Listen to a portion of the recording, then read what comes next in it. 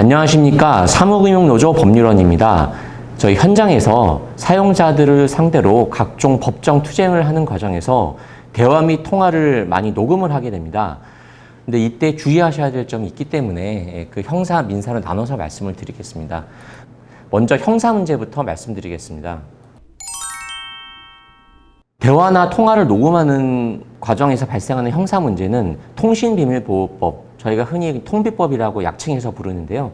통비법이 문제가 됩니다. 통비법은 화면에 보시는 것처럼 공개되지 않은 타인 간의 대화를 대화자, 여기서 대화자라고 하면은 그 발화자랑 듣는 사람 둘 다를 말하는 거죠. 대화자의 동의 없이 녹음하거나 청취하는 것을 금지하고 있고, 또 본인이 직접 녹음 청취하지 않았다고 하더라도 불법적으로 녹음이나 청취된 것을 공개하거나 누설하는 것도 마찬가지로 금지하고 있습니다. 근데 이제 빨간색으로 타인 간 이렇게 쳐놨는데요. 결국 당사자 간 녹음은 형사적으로 문제가 안 되기 때문에 대화 당사자냐 아니면 타인이냐, 이것이 쟁점입니다.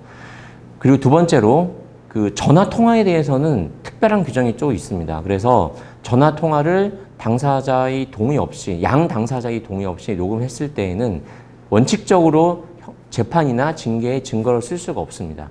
그리고 이러한 것들은 대화에 적용되는 것이기 때문에, 대화라고 하면은 이제 사람 목소리를 말하는 거죠. 그래서 우당탕 하는 이런 소리, 혹은 뭐 아악하는 이런 비명이나 탄식, 이런 것은 어떤 의사가 들어가 있지는 않는 거죠. 그래서 대화가 아니기 때문에 통비법이 적용되지 않습니다. 구체적인 사례를 통해서 좀 살펴보겠습니다. 첫 번째 사례는 택시기사가 뒤에 탄 두 명의 승객들에게 대화를 좀 유도하면서 그 두 승객 간에 굉장히 사적인 대화가 좀 이루어지도록 했는데요. 이것을 그 승객들이 동의 없이 촬영하고 녹음해가지고 실시간으로 인터넷에 생중계한 것입니다. 사실 뒤에 탄 승객 두 명은 정말 황당했을 만한 사건인데요. 예, 정말 황당하죠. 택시 운전기사 택시 탔는데 택시 운전기사가 가끔씩 질문하면서 얘기하니까 호의에 의해서 우리 둘 사이 관계는 어떻고 결혼은 언제 하고 이런 얘기를 하고 있는데, 이것이 생중계되고 있다고 하니까 사실 얼마나 황당하겠습니까? 이 부분이 이제 기소가 됐습니다. 쟁점은 앞에 탄 그 택시 운전기사가 이 대화의 당사자이냐 아니면 타인이냐, 이것이 쟁점이었는데요. 1심하고 2심에서는 제3자로 봐서 동의 없이 녹음한 것이기 때문에 형사적으로도 처벌해야 된다, 이렇게 유죄를 선고했습니다. 근데 대법원에서는 이 대화의 주제나 이런 게 뭐 그 운전기사, 즉 A에 관한 사항은 아니었지만 어쨌든 중간중간에 가끔씩 끼어들면서 대화도 유도했고, 그 질문에 이제 답변을 적극적으로 이 승객들이 하는 과정에서 대화가 이루어진 것이기 때문에 이 운전기사인 A가 대화에서 완전히 벗어나 있진 않았다, 이렇게 봐서 당사자에 해당한다고 봤습니다. 그래서 이제 무죄로 선고가 됐고요. 다만 이제 그 대법원 판결에서도 민사적인 손해배상 책임은 부담할 수 있다는 취지로 판시가 되어 있습니다. 두 번째 케이스는 스피커폰을 통화하는데, 그 스피커폰 통화를 녹음한 사람이 통화 당사자가 아니라 통화 당사자 한쪽의 동의를 받은 다른 제3자였습니다. 근데 그 제3자가 그 이제 스피커폰 통화의 어느 한쪽하고 좀 합의를 해가지고 실질적인 어떤 이해관계를 가지고 있던 사람은 스피커폰 통화 당사자인 B였는데요. 녹음 자체를 B가 한 게 아니라 이제 B 부탁에 의해서 합의한 A가 녹음한 것이죠. 그래서 쟁점은 이 B가 직접 녹음해도 충분히 될 수 있는 상황이었는데, 그 녹음 행위를 B가 아니라 A가 했습니다. 이때 A를 사실상 B하고 같은 범주에 있는 대화 당사자로 볼 것인가 아니면 제3자로 볼 것인가의 문제였습니다. 1심하고 2심은 녹음을 하는 사실행위는 A가 했지만 실제로 그 녹음에 대한 경제적 이해관계는 대화 당사자인 B가 이제 가지고 있었기 때문에 실제 이 행위를 B 행위로 볼 여지가 있다. 그래서 B의 어떤 녹음 주체로서의 지위가 상실되는 것은 아니다고 봐서 타인 간 대화가 아니다라고 봤습니다. 그래서 아까 형사사건의 증거, 이제 불법적인 경우는 이 증거 채택이 안 된다고 말씀드렸는데요. 형사사건 증거로 채택이 됐습니다. 근데 대법원은 어쨌든 녹음 행위 한 거, 그 행위 자체는 대화 당사자가 아닌 제3자인 A가 한 거 아니냐, 그래서 이것은 양 당사자의 동의를 받지 않고 어느 한쪽이 동의만 받은 것이기 때문에 위법한 것이고 형사사건의 증거로 쓸 수 없다라고 봤습니다. 징계에 있어서도 비슷한 문제가 발생할 수 있습니다. 여기까지는 저희가 뭐 그렇게 크게 맞닥뜨리는 문제는 아닐 수 있습니다. 보통 저희가 녹음하게 되는 게 대화 당사자 간 녹음이 사실 많지 않습니까? 제3자가 녹음하는 경우 많진 않아서 여기까지는 이제 그렇게 크게 주의하시지는 않아도 될 수 있을 것 같은데요. 근데 여기 앞으로 말씀드리는 민사 문제는 조금 주의하실 필요가 있습니다. 이것은 대화 당사자라고 하더라도 상대방 동의 없이 녹음하는 것은 원칙적으로 좀 문제가 될 수 있어서입니다. 저희 뭐 사측 관리자하고 녹음할 때 녹음하겠습니다 이렇게 하고 하는 경우는 거의 없지 않습니까? 이런 민사가 문제가 되는 이유는 이 음성권이라는 거, 이 목소리 자체도 그렇고 이 대화의 내용도 그렇고 그 자체가 인격권이 한 영역으로 보호가 되고 있기 때문입니다.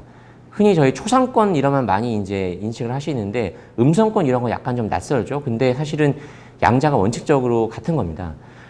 첫 번째 사례를 좀 말씀드리겠는데요. 이 첫 번째 사례는 굉장히 좀 빈번하게 발생할 수 있는 사례입니다. 첫 번째 케이스는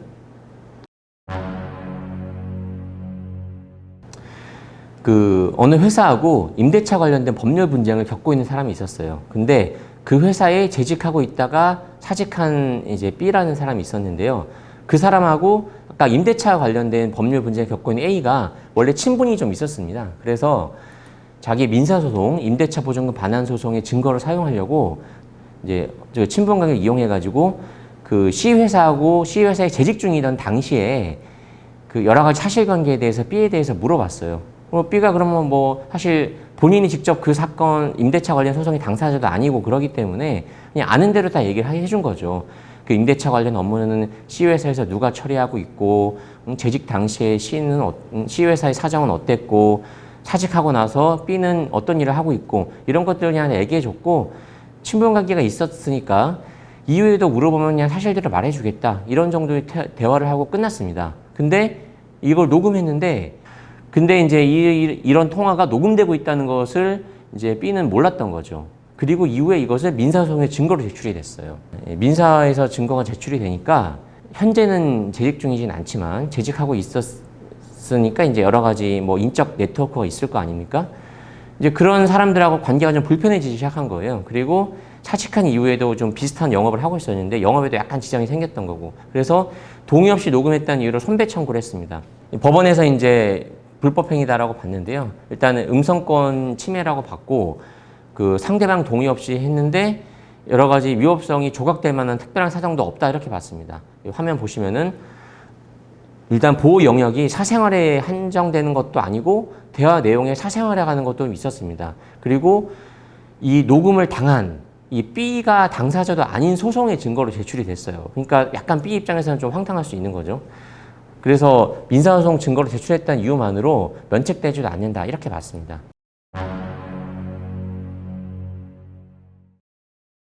그 다음 케이스는 교무실에서 교사 간 언쟁이 발생했고 이것이 녹음된 케이스입니다.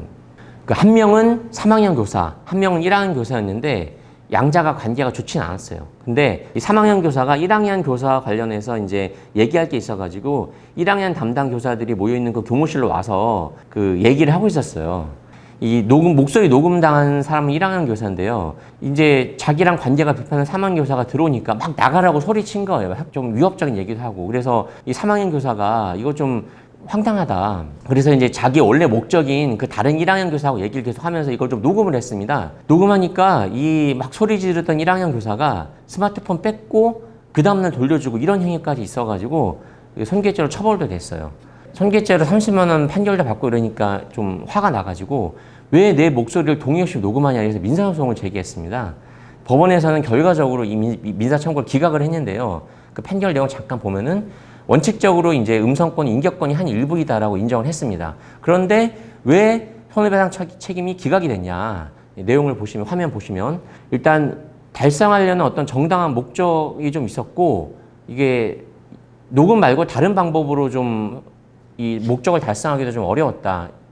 여러 가지 사정을 고려했을 때 위협하다고 볼 수 없다라고 봤습니다. 음성권 침해가 일부 있었지만 그렇게 크지 않다고 본 거죠. 좀 더 자세히 보면은 아까 3학년 교사가 1학년 교무실 내려와서 다른 1학년 교사하고 얘기를 하고 있었다고 말씀드렸잖아요. 근데 느닷없이 A가 갑자기 끼어들어가지고 막 소리치기 시작한 거예요. 근데 실제 녹음된 파일을 보면은 원래 그 교무실 1학년 교무실 내려와서 대화하고 있던 그 D하고 이 대화 내용이 대부분이었고 막 소리 지르던 분량은 이제 별로 그렇게 분량이 많지 않았습니다. 그리고 이 소리 지르던 1학년 교사랑 이 3학년 교사가 관계가 원래 안 좋았기 때문에 이제 이것을 좀 위협감도 느끼고 증거로 확보할 필요가 있었는데 이게 사실 녹음이 아니면은 다른 방법이 없는 거예요. 그리고 이 대화 내용도 막 소리 지르는 내용도 교무실이니까 다 듣고 있었기 때문에 막 사적 영역도 아니고 그리고 이 녹음한 파일을 수사기관에 증거 제출하고 이 사건에 즉 위자료 청구 사건에 증거 제출하는 거 말고는 다르게 활용하지도 않았습니다. 그래서 이제 결국 책임이 인정이 안 된 거고요. 위협하지 않다고 봤고요. 정리하면은 사용자 상태로 녹음하고 이럴 때 뭐 부득이하게 필요한데 좀 주의하실 부분이 일단 정당한 목적이 있어야 된다. 부당노동행 같은 건 형사처벌 대상이니까 정당한 목적이 있는 게 맞죠. 근데 이제 그런 목적 상황이 아닌데 좀 너무 이렇게 광범위하게 하시는 건 좀 주의하실 필요가 있습니다. 그리고 녹음자의 신분, 뭐 약간 녹음자의 지위가 좀 공적인 지위에 있다면 좀 더 유리하겠죠. 그리고 대화 내용과 시간, 막 대화하다 보면은 막 그 사측 관리자의 사적인 얘기도 좀 할 때가 있는데 그거는 좀 약간 빼시는 게 좋을 수 있습니다. 그리고 다른 방법이 있었는지 보통 저희가 녹음할 때는 사실 다른 방법이 없는 경우가 많기 때문에 이거는 크게 이제 주의하시기는 좀 어려울 것 같고요. 그 다음에 실제 사용처 이게 좀 중요할 것 같은데요. 녹음하신 걸 가지고 막 공개하고 이러면은 이제 위법성 판단이 좀 불리할 수 있습니다. 그렇기 때문에 어떤 법정 절차에 증거 내는 걸로 좀 한정하실 필요가 있고요. 그리고 좀 부득이하게 공개하는 경우 혹은 법원에 제출하는 경우에도 녹취서 형식으로 제출하시는 게 좋습니다. 보통 저희 그렇게 많이 하죠. 왜냐면은 목소리 자체도 이제 보호 대상이기 때문에. 그리고 부득이하게 목소리 녹음된 파일 자체를 공개할 경우는 변조해서 하실 필요가 있죠. 왜냐면 초상권 저희 할 때 모자이크 처리하지 않습니까? 그런 거랑 비슷합니다. 이 정도의 주의를 하실 필요가 있고요. 아까 말씀드린 대로 음성권 자체가 일반적으로 보호 대상이기 때문에 여러 가지 어떤 사정을 고려해서 이제 어떤 경우는 위법성이 인정 안 되고 어떤 경우 인정되기도 합니다. 그렇기 때문에 이 음성 녹음을 너무 상시적으로 하시는 건 조금 주의하실 필요가 있습니다. 이 대법원 판결 중에도 보면은 이제 음성 녹음을 하는 거는 원칙적으로 좀 문제가 있을 수 있기 때문에 너무 자주 하는 거는 좀 이제 동료 간의 신뢰관계를 훼손할 수 있다. 이렇게 본 판결이 있기 때문에 그런 점은 좀 주의하실 필요가 있다. 이렇게 말씀드릴 수 있겠습니다. 이상으로 마치겠습니다.